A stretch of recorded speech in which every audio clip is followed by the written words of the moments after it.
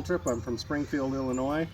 This is my 1976 John Deere Cyclone 440. I bought it about 5 years ago. It needed a lot of work.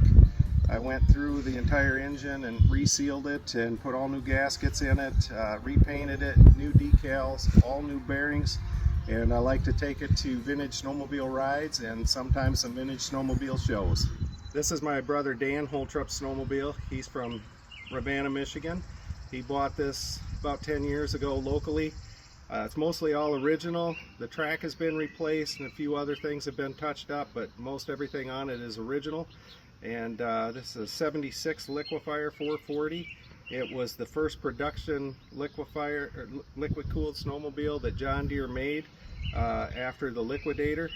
And he takes it to shows and uses it as a pretty much a daily rider every winter.